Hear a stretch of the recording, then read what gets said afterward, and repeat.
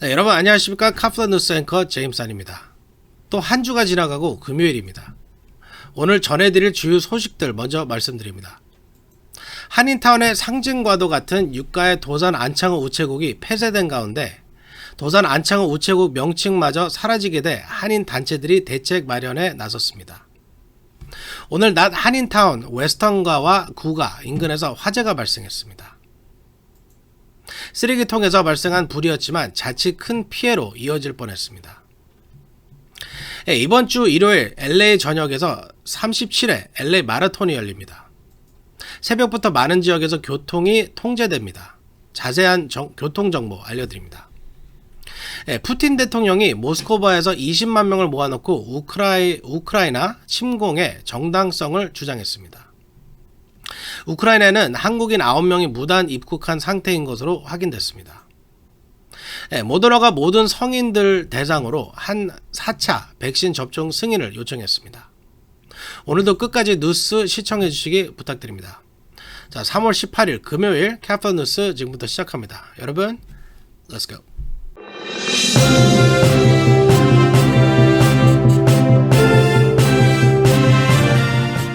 네, 앞서 오프닝에서 말씀드린 것처럼 도산 안창호 우체국이 사라지게 돼 한인 단체들이 대책을 마련 중입니다. 한인타운 유가와 하바드에 있는 이 우체국 부지가 매각돼 우체국 운영은 이미 중단된 상태입니다. 도산 안창호 우체국이라는 이름까지 사라진다고 합니다. 자세한 내용 제프리 기자가 전해드립니다. LA 한인타운의 상징 중 하나였던 유가의 도산 안창호 우체국이 폐쇄된 가운데 한인타운 유가의 시티센터 쇼핑몰에 우체국이 새로 들어서게 된다고 미주 한국일보가 오늘 보도했습니다. 하지만 도산 안창호 우체국이란 명칭은 다시 사용하기 어려운 실정이어서 LA 한인회, 한인타운 청소년회관 KYCC 등이 대책 마련에 나섰습니다. 연방우정국은 폐쇄된 도산 안창호 우체국 대신 한인타운 유가의 시티센터 쇼핑몰에 오는 7월 1일 새로운 우체국을 개설해 운영을 시작할 예정입니다. 그러나 도산 안창호 우체국이 폐쇄됨에 따라 도산 안창호 우체국이라는 이름은 별도의 조치가 없는 한 완전히 사라지게 됩니다. 도산 안창호 우체국이라는 명칭을 존속시키기 위해서는 연방의회의 입법 절차가 필요한 것으로 알려졌습니다. 연방우정국 USPS 측은 특정 위치의 우체국이 사라지면 부여됐던 이름도 같이 사라지며 도산 안창호 우체국 역시 마찬가지라는 입장입니다. 다른 위치의 우체국에 이 이름을 부여하려면 다시 처음부터 절차를 밟아야 하는데 연방의원이 특정 위치의 우체국에 도산 안창호라는 이름을 부여하는 법안을 다시 발의해야 하는 것입니다. 도산 안창호 우체국 명칭이 부활하기 위해서는 연방의회의 입법 절차가 필요해 한인타운이 지역구인 지미 고메즈 연방하원의원의 역할이 필요한 상황이어서 한인사회 차원에서 도산 안창호 우체국 명칭을 살리기 위한 행동이 필요하다는 지적입니다. 이에 LA 한인회, 한인타운 청소년회관 KYCC 등 한인단체 등은 지미 고메즈 의원실과 긴밀한 논의를 진행하고 있습니다. 지금까지 카플라 뉴스 제플리였습니다. 네, 오늘 낮에 한인타운에 계셨던 분들은 새카만 연기가 한인타운 한 건물에서 치솟는 장면을 보셨을 텐데요. 한인타운 웨스턴과 구가에 있는 웨스턴 백화점 뒤편 쓰레기통에서 발생한 화재 때문이었습니다. 오늘 낮 11시 40분경 화재가 발생해 소방대원들이 출동했습니다. 화재는 12시 30분까지 모두 정리됐지만 자칫 큰 피해가 날 뻔했던 아찔한 화재였습니다. 화재가 발생한 곳은 많은 한인 업체들이 입주해 있는 웨스턴 백화점 뒤편인데다 인근에는 아파트도 인접해 있습니다. 다행히 인명피해나 재산피해 없이 마무리됐습니다. 요즘은 특히나 건조한 날씨가 이어지고 있어 조그만 실수가 큰 화재를 부를 수 있습니다. 네, 뉴욕에서 미행 노숙자에게 잔혹하게 살해된 한인 여성 크리스티나 리 씨 사건 기억하시죠? 맨해튼 차이나타운에서 한인 크리스티나 리 씨를 살해한 혐의를 받고 있는 용의자 아사마 내쉬가 어제 정식 기소됐습니다. 아사마 내쉬는 맨해튼의 뉴욕 주 법원에서 살인, 무단 침입, 절도 등의 혐의로 기소됐습니다. 유죄가 확정되면 최대 무기징역을 선고받을 수 있습니다. 내쉬의 재판은 7월 18일 열릴 예정입니다. 내쉬는 현재 무죄를 주장하고 있다고 합니다. 네, 이번엔 재밌는 소식을 영상으로 전해드리겠습니다. 요즘 가솔린 가격이 치솟자 미 전국 곳곳에서 말을 타고 거리로 나서는 사람들이 눈에 뜨게 늘고 있다고 합니다. 유튜브와 틱톡 등에 말을 타고 거리로 나선 사람들의 모습이 공개돼 화제입니다. 말을 탄 몇몇 사람들이 도로를 질주하는 장면도 있고 말을 타고 주유소로 간 사람들도 있습니다. 마치 가솔린 가격 상승에 항의하듯 보이기도 합니다. 또 유튜브에는 음식 배달통을 짊어지고 말을 타고 음식 배달을 하는 사람의 영상도 있고 말을 탄 채 패스트푸드점, 드라이브스루를 찾는 사람들도 있습니다. 가솔린 값 상승에 여러가지 재미있는 진풍경을 만들어내고 있습니다. 네, 이번 주말 일요일이죠. 20일 LA 마라톤이 열립니다. 새벽부터 시내 곳곳에 교통이 통제됩니다. 길을 나서기 전에 꼭 교통 통제 정보를 확인하셔야겠습니다. LA 마라톤 소식 제니박 기자가 보도합니다. 오는 20일 제37회 LA 마라톤이 열리게 됩니다. LA 시내 곳곳에서 교통이 통제될 예정이어서 운전자들은 길을 나서기 전 반드시 교통 통제 구간을 사전에 확인하시는 것이 좋습니다. 올해 마라톤 코스는 도저 스테디움을 출발, 차이나타운, 리틀 도쿄와 LA 다운타운을 거쳐 헐리우드 통과 베벌리 힐즈, 센트럴 시티, 웨스트우드 LA를 지난 뒤 브렌트우드의 반화점을 돌아 다시 센트럴시티로 결승점까지 이어지는 26.2마일 구간입니다. 마라톤이 지나는 지역은 20일 새벽 4시부터 교통이 전면 또는 부분적으로 통제됩니다. 지금 화면에는 LA 마라톤 구간이 표시된 지도를 보고 계십니다. 꼭 마라톤 구간과 교통이 통제되는 도로를 확인하셔야 낭패를 당하지 않을 수 있습니다. 2022년 LA 마라톤은 팬데믹으로 정상적으로 열리지 못하다 올해 다시 3월 개최로 정상화된 것이어서 마라톤 참여 선수들과 도로의 인파도 훨씬 더 많을 것으로 예상됩니다. 지난해 LA 마라톤은 11월에 열렸습니다. 20일 LA 마라톤은 오전 6시 30분 휠체어 장애인 팀부터 시작합니다. 6시 40분부터는 여성 프로와 엘리트 그룹, 6시 55분부터는 남성 프로와 엘리트 및 전 구간 참가자가 달리기에 나섭니다. 참가자들은 LA 다운타운 올베라 스트리트, LA 시청, 에코파크, 판타지 극장, 명성의 거리, 로데오 거리 등 주요 명소들을 지나게 됩니다. 이번 LA 마라톤을 위해 LA 교통국과 경찰국은 20일 오전 4시부터 선셋 블루바드 등 구간별 교차로를 최대 6시간 차단합니다. 차단된 교차로는 마지막 주자가 달린 뒤 30분 뒤부터 통행이 재개됩니다. 카플 뉴스 제니박이었습니다.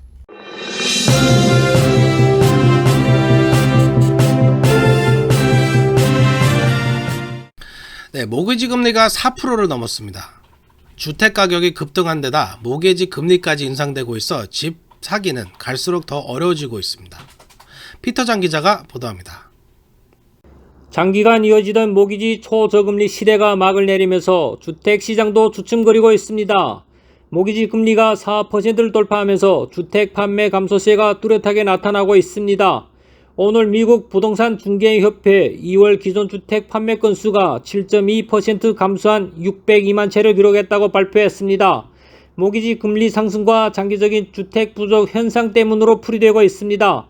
모기지 금리는 지난 2월 들어 급상승했으며 30년 고정 모기지 금리가 2021년 2월 평균 2.81%에서 올해에는 3.76%로 뛰어올랐습니다. 지난 16일 연준이 3년 만에 기준금리를 0.25%포인트 인상하기 직전 주에는 평균 고정금리는 4.16%로 2019년 5월 이래 처음 4%를 넘어섰습니다. 전문가들은 모기지 금리가 더 상승할 가능성이 커 주택 바이어는 물론 홈오너와 셀러까지 모두 예의주시해야 할 것을 조언했습니다.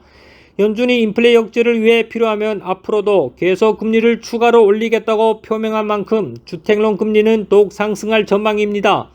전국 200여 개 회원사를 둔 모기지은행협회 MBA는 모기지 이자율이 이미 지난달 4%를 넘었고 이번 주는 4.27%까지 치솟았다고 밝혔습니다. 지난해 1월 2.65%로 사상 최저를 기록한 모기지 이자율은 지난해 연중 절반 이상 기간 동안 3%를 밑돌았습니다. 일각에서는 모기지 이자율 4%가 높지 않은 수준이라고 지적하지만 급등한 집값을 감안하면 주택 구입 대기자들이 주택을 구입하기는 더욱 어려워질 것으로 보입니다. 카플라 뉴스 피터장입니다. 네, 유튜버 이근 전 대위가 우크라이나에 무단 입국한 소식 전해드린 적 있는데요. 이근 씨 외에도 한국인 8명이 우크라이나에 무단 입국한 것으로 확인됐습니다. 외국인 군대에 합류하기 위해서라고 합니다. 한국 정부는 무단 입국을 처벌하겠다는 입장입니다. 제프리 기자가 보도합니다. 우크라이나 국제의용군으로 합류하겠다며 출국한 이근 전 해군 대위가 우크라이나에 입국한 것으로 확인된 가운데 이근 전 대위 외에도 한국인 8명이 더 우크라이나에 입국한 것으로 확인돼 무단 입국한 한국인은 모두 9명인 것으로 파악됐습니다. 한국 외교부는 러시아의 침공으로 인해 여행 금지 지역으로 지정된 우크라이나에 무단 입국한 한국인이 유튜버 이근 씨를 포함해 9명인 것으로 확인됐다고 밝혔습니다.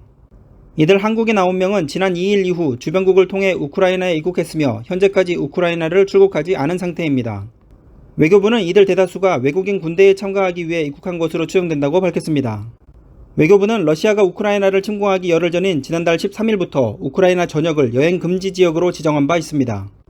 여행 금지 지역에 사전 허가 없이 들어가면 여권법에 따라 형사처벌 및 여권 무효화 등 행정제재 대상이 됩니다. 외교부는 이미 이근 씨에 대한 형사 고발 및 행정제재 방침을 밝힌 바 있고 무단으로 입국한 다른 8명에 대해서도 강경 대응을 검토하고 있습니다. 외교부는 국민들께서 현재 우크라이나가 전시임을 엄중히 인식하시고 우크라이나에 허가 없이 입국하지 말아주실 것을 재차 당부드린다고 강조했습니다. 한편 이 씨와 함께 팀을 이뤄 우크라이나로 출국했던 다른 2명은 16일 한국으로 귀국했습니다. 경찰은 이들이 코로나19 자가격리가 끝나는 대로 조사할 예정인 것으로 알려졌습니다. 한편 한국 임시대사관에 설치된 우크라이나 르비우 지역에 오늘 러시아군이 미사일 6발을 발사해 안전 우려가 커지고 있습니다. 지금까지 카플라 뉴스 제플리였습니다. 네, 러시아군이 우크라이나에서 고전하고 있는 중인데요. 푸틴 대통령이 어제 모스크바에서 20만 군중을 모아놓고 우크라이나 전쟁이 정당하다고 주장했습니다. 푸틴이 무슨 말을 했는지 피터장 기자가 자세히 전해드립니다. 블라디미르 푸틴 러시아 대통령이 18일 20만 명을 모아놓고 러시아의 우크라이나 군사작전은 정당하다고 연설했습니다. 오늘로 러시아의 우크라이나 침공은 23일째를 맞았습니다. 이날 모스크바 루즈니키 경기장에서 러시아의 크림반도 합병 8주년을 축하하는 대형 콘서트가 열렸습니다.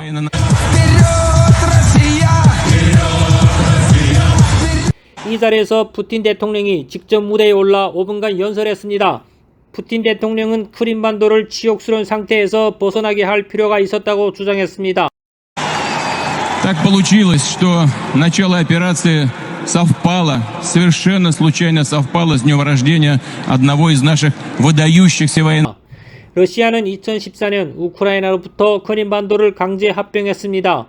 푸틴 대통령은 러시아가 최근 우크라이나에서 진행 중인 특별 군사 작전의 핵심 목표는 우크라이나 동부 돈바스를 대량 학살로부터 해방시키는 것이라고 말했습니다. 돈바스는 친러시아 성향의 반군이 장악한 지역으로 러시아는 우크라이나 정부가 이곳에서 친러 주민들을 탄압한다고 주장해 왔습니다. 푸틴 대통령은 우크라이나의 탈나치화와 비무장화를 이루겠다며 돈바스의 전범들에게 책임을 묻겠다고 했습니다. 그러면서 돈바스 대량 학살을 막으려면 이번 군사작전이 반드시 필요하다고 강조했습니다. 모스크바 경찰은 이날 행사에 20만 명이 모였다고 밝혔습니다. 이날 콘서트 참가자들은 러시아라고 국가명을 외치며 국기를 흔들며 푸틴 대통령이 연설에 환호했습니다. 카플라 뉴스 피터장입니다.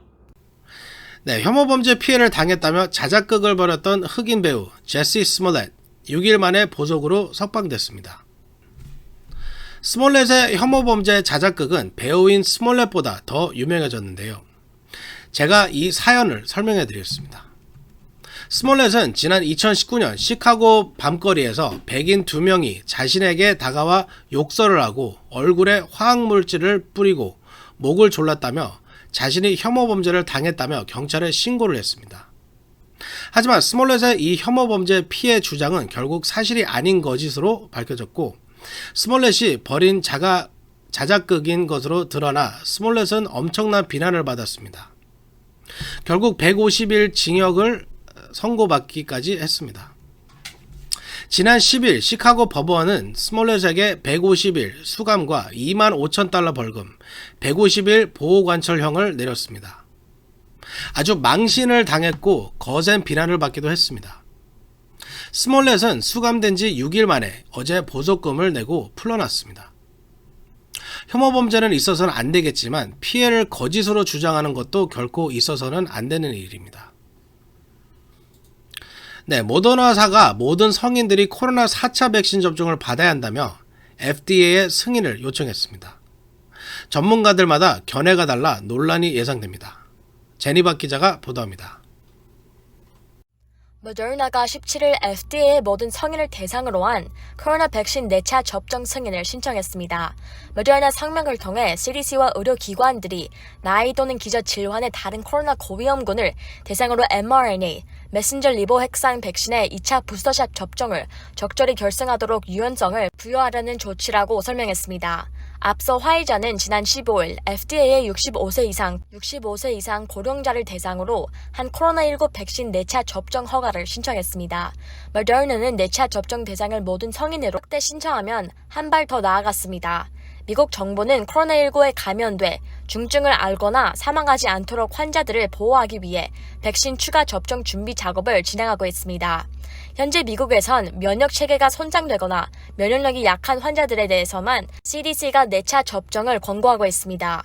FDA는 4차 접종 문제를 논의하기 위한 자문위원회를 다음 달 중 소집할 것으로 예상됩니다. 전문가들 사이에서는 코로나19 방역을 위해선 메신저리 보호핵산 mRNA 백신을 3차례 접종하는 것으로 충분하다는 견해도 적지 않아 FDA 검토 과정에서는 논쟁이 될 것으로 보입니다. 뉴욕타임즈는 FDA가 65세 이상을 대상으로 4차 접종을 허가하도록 일반 성인을 대상으로 한 추가 접종은 올 가을에나 가능할 것으로 내다봤습니다. 카플 뉴스 진입하겠습니다.